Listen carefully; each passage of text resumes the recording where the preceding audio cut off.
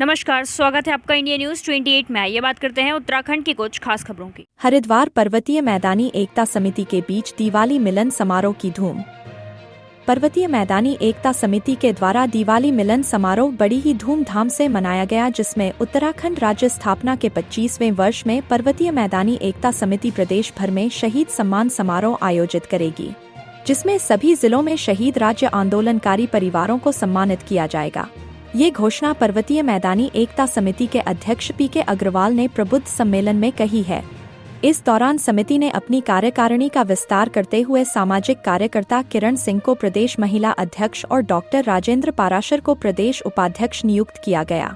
पर्वतीय मैदानी एकता समिति के अध्यक्ष पीके अग्रवाल ने कहा कि उत्तराखंड के आंदोलन में महिलाओं का अमूल्य योगदान और उनके बलिदान की दास्तान बहुत लंबी है, जिसे कुछ मिनट में या 1-2 बैठकों में समेटना आसान नहीं है। खटीमा गोलीकांड, मसूरी गोलीकांड, रामपुर तिराहा कांड, नैनीताल गोलीकांड, श्री यंत्र टापू श्रीनगर कांड जैसी घटनाओं के कारण आंदोलन का इतिहास जहां बलिदानों से भरा हुआ है, वहीं हमारे 42 शहीदों की शहादत को कोई भुला नहीं सकता है। उन्हीं बलिदानों की बुनियाद पर आज उत्तराखंड राज्य खड़ा है। परंतु बड़ा प्रश्न अभी भी यही है कि वास्तव में अलग उत्तराखंड राज्य की मांग के पीछे जो उत्तराखंड वासियों का उद्देश्य था, क्या वह रजत जयंती वर्ष में 25 साल पूरे करने पर भी क्या वह पूर्ण हुआ है?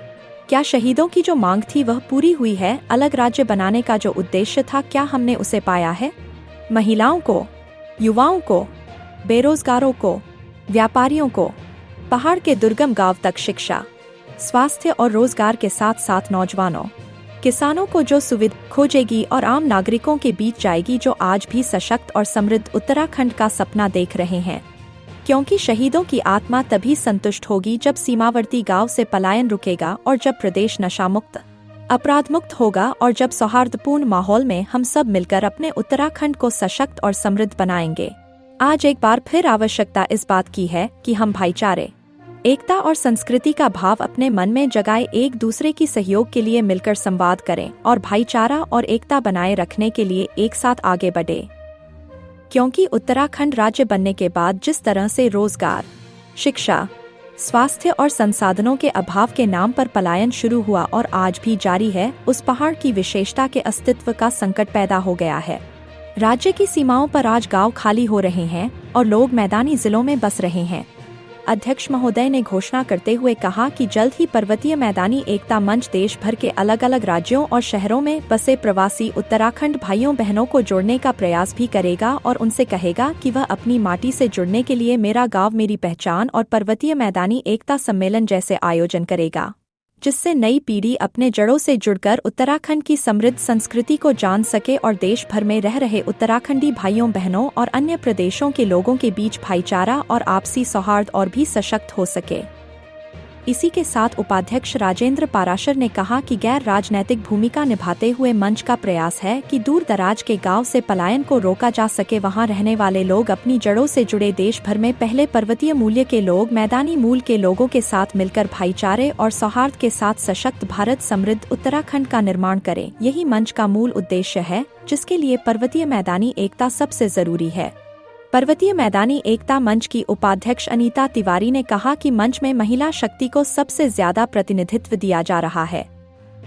किरण सिंह, लक्ष्मी अग्रवाल, अरुणा शर्मा, मीनाक्षी पराशर ऐसी ही समर्पित और सशक्त मातृशक्ति हैं, जो पूरे प्रदेश का दौरा कर कार्यक्रमों और बौद्धिक सम्मेलन के जरिए लोगों को जोड़ रही हैं। क्योंकि हमारा मानना है कि जिस तरह से राज्य के निर्माण में, आंदोलन में सफलतापूर्वक नेतृत्व और सर्वोच्च बलिदान देने में मातृशक्ति ने बढ़-चढ़ कर अपना जौहर और साहस दिखाया है, उस साहस और सूझबूझ की जरूरत आज फिर इस प्रदेश को है। क्योंकि 25 साल पहले हमने जनांदोलन से राज्य को बनाया था और अब हमें इस राज्य को अनेकों चुनौतियों से बचाना भी है, संवारना भी है और देश का सर्वोत्तम राज्य भी बनाना है। हरिद्वार जिला ब्यूरो संजय भारती की रिपोर्ट।